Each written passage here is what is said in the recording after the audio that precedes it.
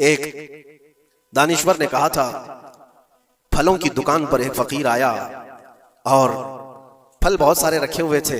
एक बूढ़ा फकीर, उसको आम खाने की ख्वाहिश पैदा हुई। उसने दुकान वाले से कहा कि मुझे अल्लाह के नाम पर कुछ दे दो। जाहिर सी बात है, जो छटे हुए आम थे, जो निकाले हुए थे, जिनके अंदर सड़न पैदा हो चुकी थी, वो साइड किया गया था, उसमें से निकाल करके उसने दे दिया फकीर को। आमतौर पर यही होता है, देने के लिए जो निकाला जाता है वो अलग होता है। वो लिया, थोड़ी देर के बाद उसके पास 10 दिरहम थे। वो फकीर आया और कहा 10 दिरहम है, इसके मुझे आम चाहिए, ये पैसों के अच्छे आम दो। तो 10 दिरहम लिया दुकान वाला और अच्छे से चुन करके 2 आम उसको दिया जो बनते थे।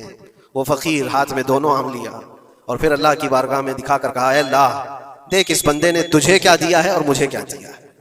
तेरे नाम पर मांगा था तो सड़ी हुई चीजें दिया, और मेरे पैसों से दिया है तो अच्छा माल दिया। क्या यह आमतौर पर नहीं होता हमारे यहाँ? खाना अगर बच जाए तो उसे तक बांटने में दे दिया जाए। उस वक्त मदरसे के बच्चे याद आते हैं, वलीमे में, शादी में, मंगनी की रस्म में खाना देगों बनाया जाता है और बच जाए तो सोचते किसी मदरसे में गरीब तलबा को दे दिया जाए, या फकीरों और मिस्किनों को खुरचन देने के लिए हम खड़े रहते हैं कि बच गया है, खराब हो जाएगा, इससे अच्छा है कि गरीब लोग खा लेंगे। ऐसा क्यों नहीं होता कि जब देग पक कर तैयार हो जाए तो उसका ऊपर वाला पहला खाना फुकरा को दे दिया जाए, क्योंकि वह अल्लाह के नाम पर दिया जा रहा है। हमारे अपने खाने से पहले गुरबा और मसाकीन का ख्याल कर लिया जाए।